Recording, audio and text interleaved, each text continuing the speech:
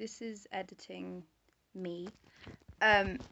So I filmed in actuality like a 40-minute video with my dad, but it ended up my phone panicked about storage. So what we're gonna do, I'm going to upload what we have already, and then next week we will try and pick up where we left off and just have this as a sort of an ongoing conversation. So apologies that it ends rather abruptly, but I will try and fill in at the end. My dad is here. I'm pretty sure we know where he was going with that one, so I'll try and do what I can. So sorry about this, but you know, technology. Like, we don't really want to delete what we've done because we've got 20 minutes worth of footage, and then obviously I won't be able to upload anything this week, and I would quite like to. So hopefully that makes sense. And thank you for putting up with technology-based shizzle. I do appreciate it. Hello, my name is Wyn, and welcome to my channel. This is my father. Richard, hello there. And today we are going to be talking about Peter Cushing versus Christopher Lee. I realised that the thumbnail might look, and I didn't ever think I'd use this word, a little bit clickbaity, because the split is perhaps not as like divisive as it used to be. My dad used to be very much more of a Christopher Lee fan, but I think, wouldn't you agree that since I reignited your classic horror passion, that you've perhaps grown to appreciate Cushing a little bit more? Very definitely. I don't know whether you want me to say anything at this point, but yeah. Well, is there anything you want to say? I've not scripted this, so.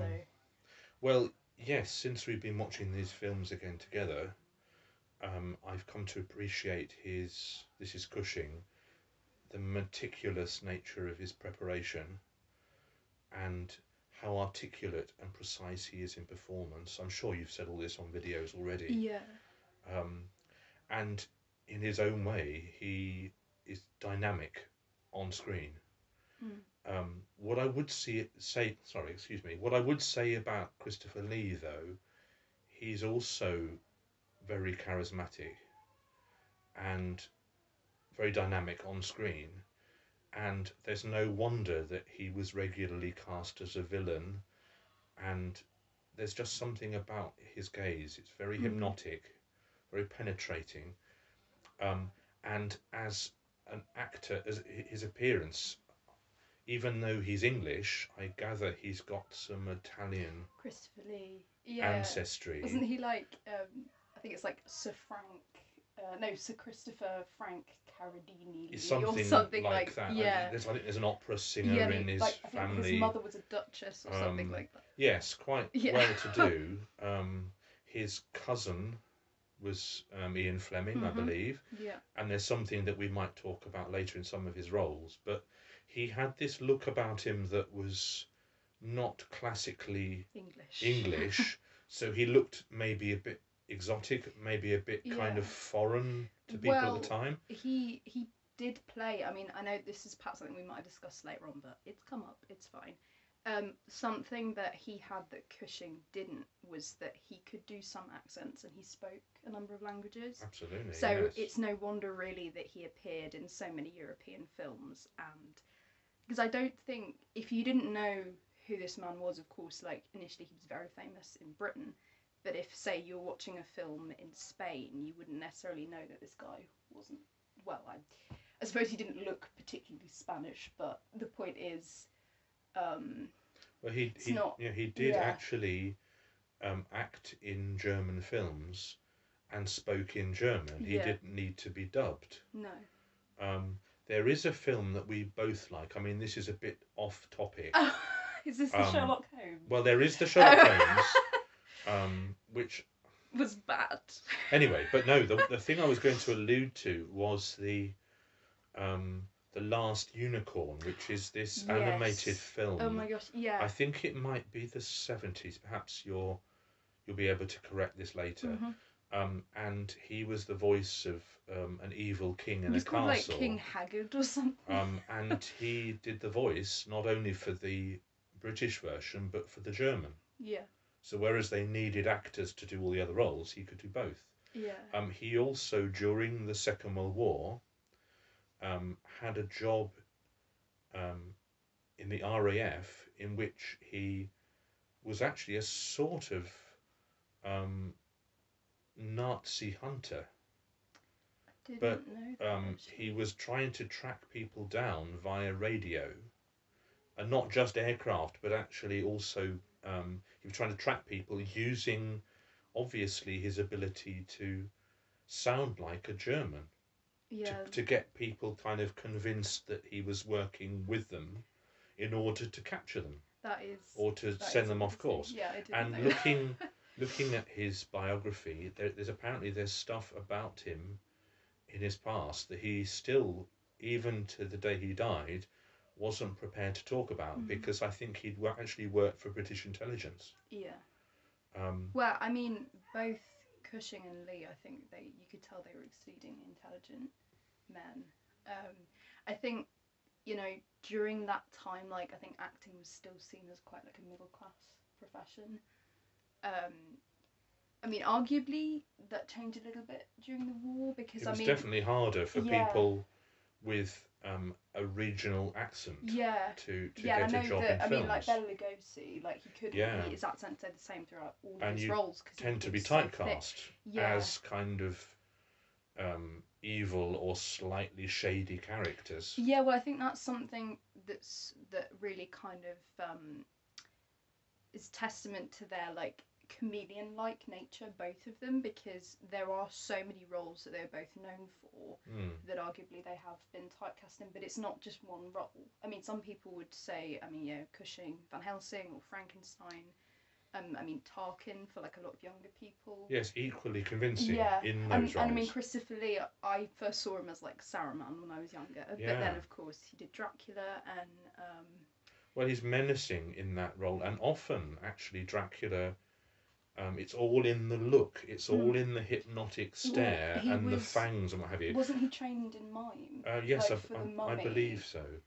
But there's something about his I eyes. mean, they both. It's interesting because I mean, Peter Cushing obviously has like brilliant bright blue eyes, which is why they're so piercing. But I think Christopher Lee, it is. I think it's perhaps there is something hypnotic about them in a slightly different way.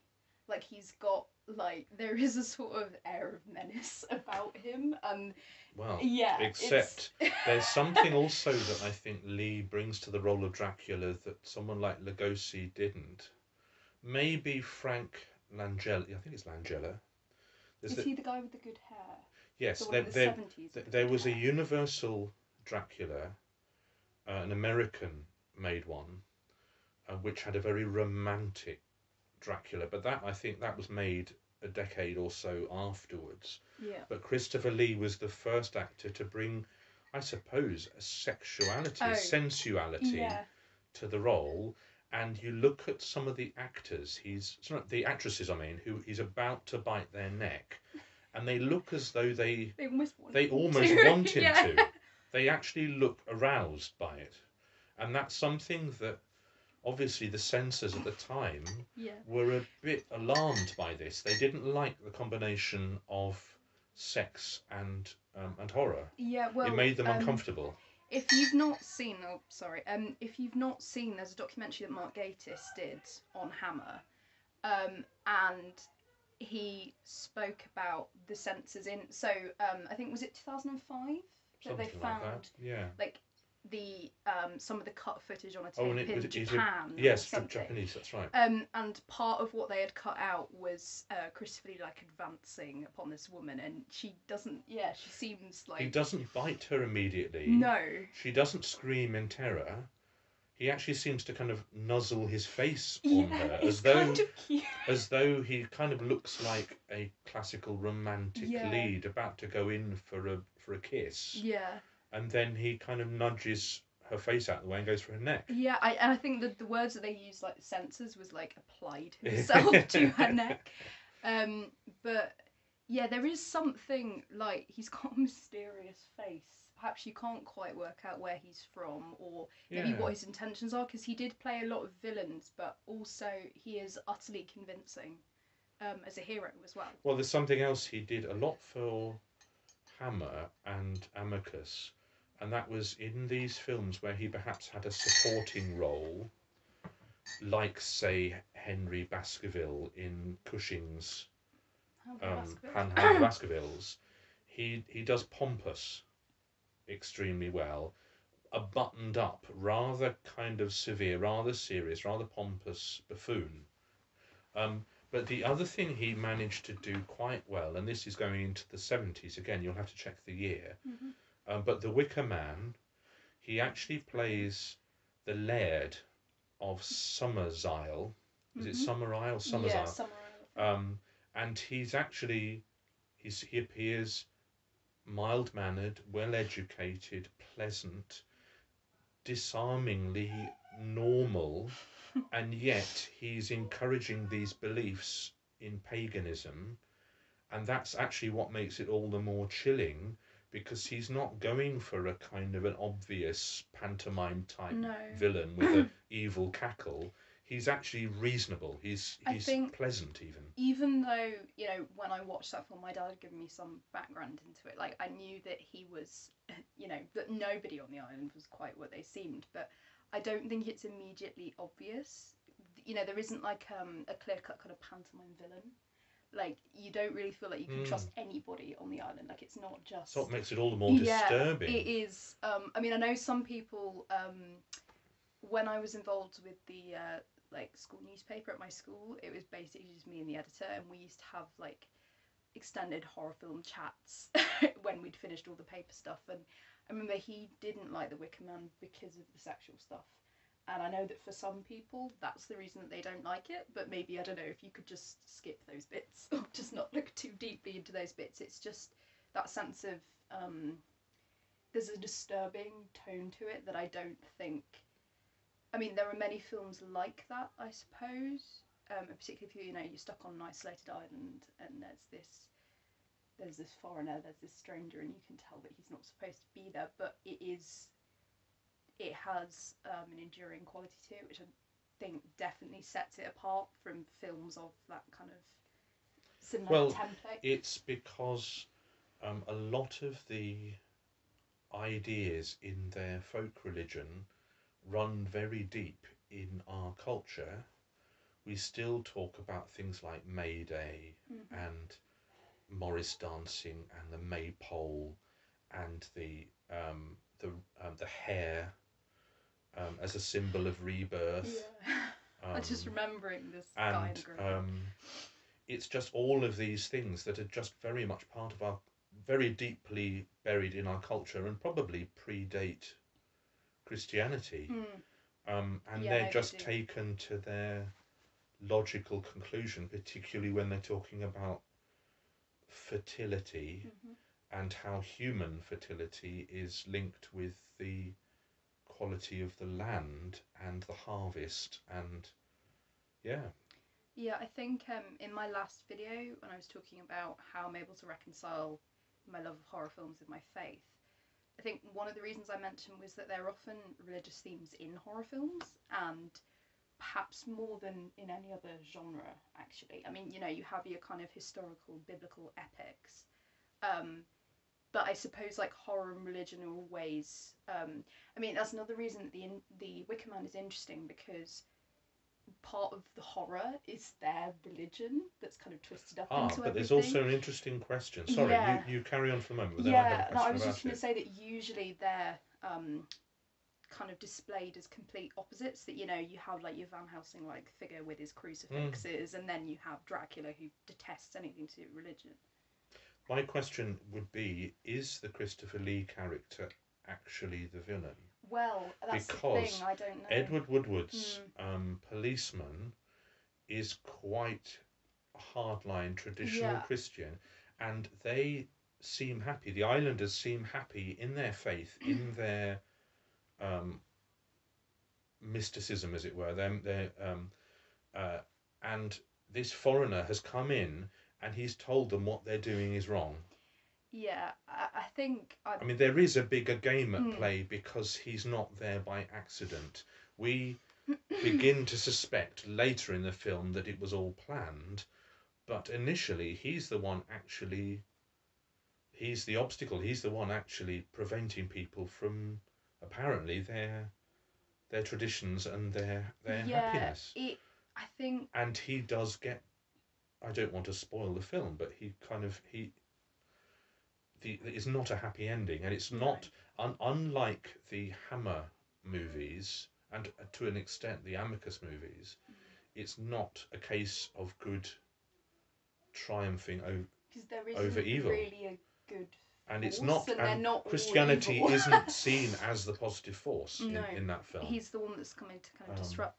I definitely think, because we could talk about this for donkeys, I think that we should perhaps do another film talking specifically about the Wicker Man, because there is obviously so much to explore there. But so we don't. Do you mind if we? No, I'm not. No, that's fine. So, kind of on the subject of, because I think I mentioned that Christopher Lee could do accents and languages. And Cushing couldn't. I remember that the other day we were talking about one of the stories that he mentions in his autobiography, which I can't remember whether it's Past Forgetting or the Hammer Years, but you can get like this 2-volume thing that I've linked before, and you should just buy it. It's amazing. You should read it. You can read it. That he went to go and audition for something that Laurence Olivier was doing, and this was kind of years before he did Hamlet. He played Osric in a production that Olivier did. And he asked him to do an American accent, and he refused to because he knew he couldn't. And Olivier said, "I will remember you," because he wasn't behaving in a kind of a cocky, like, yes, I know everything. He knew that he wasn't. I mean, it's interesting because, talking about like Lee's background, they had quite different backgrounds. I mean, technically speaking, I think you could perhaps call Peter Cushing, like, he wasn't perhaps as high middle class as like Lee was, and he was from Surrey, but he had like elocution lessons because he worked his way up. He was did. A self-made man. Yeah. And he put in the hard work, not just in television, but also in theatre. Yeah, well, that's what. Whereas I think about. Lee kind of really sort of wandered into it by doing bit parts in films. Like, interestingly, the Osric, the part that Cushing was playing in Laurence Olivier's Hamlet, it turns out that Lee was also in that production. Yes, but he didn't have a line. No. He was literally standing in the background holding a spear. And they wouldn't have known then that they'd have a career that encompassed around like 20 or so films as a duo. Well, I was going to say, I'm not saying that just because you need like elocution lessons that you must be kind of I scum suppose of the Lee earth, was working more class. born I don't to mean it, that, wasn't he? and also, of course, I don't think that working class people are scum of the earth. I just use that term in a kind of, goodness, no. Like in that kind of that day and age. It was very much because it was linked up with theatre. Like, film had a theatre-based legacy, and that was like a high-class thing that you would only go to if you could afford it. And Cushing, for example, like, he went to some pretty good schools, but he wasn't like very academically, I suppose, skilled. I mean, that didn't mean he was stupid, but he didn't enjoy it. And I know that his family didn't want him to go into acting, and it's this is the sort of thing that you can like read about in his autobiography, and there's a documentary as well, which I think you saw, that his he wanted to go to America to pursue some of his acting stuff, and his dad gave him a one-way ticket and said, "You need to make the money to come back, because I'm not giving you the money to get back yourself." And that, as you said, like, Lee perhaps kind of stumbled into it, but Cushing had quite, he was like known first and foremost as a TV actor, like initially, and that's another kind of difference between them, because Cushing mainly stayed like in this country, and he didn't enjoy travelling, and actually the Horror Express is interesting because it was a year or so after his wife died, and 1972 was the year in which he did the most work that he'd ever done, because he just filled that gap with work. But he nearly didn't star in that film because, of course, it was set in Spain, filmed in Spain, and Lee encouraged him. Do you think that maybe Cushing didn't like to travel because he liked to be near his wife, he liked to be near Whitstable, liked to actually lead quite a quiet life and then go and do the work when it came his way. Whereas I think maybe Lee might have been a bit more ambitious. I think so. And was willing to also, particularly, because he was concerned about being typecast, he was actually much more willing to experiment, not just with other roles in this country, but internationally. But interestingly, I mean, the irony of this is that he spent a long time playing Dracula for Hammer, then complained towards the end of the franchise that he wasn't given enough to do, and he was kind of being emotionally blackmailed into playing Dracula, and yet he went to, I think it was Italy, and did a production of Dracula there as well, and played it, I think, Dracula about 10 times in total. So it's just ironic that maybe it was just the way the scripts were written, the production itself, and the fact that he felt. Hi! So, sorry to end that abruptly, as I think I said at the beginning in the little editing clip. But what my dad was going for there was that it perhaps was rather ironic that initially Lee didn't want to be typecast, but in the end he kind of was, because he kept doing that Dracula work, so maybe part of him secretly quite liked playing Dracula, I think. Do you say that? I suppose so, yeah. But thank you so much for watching, and I'm sorry about this little technical hitch, but hopefully we will plan to not say as much next week.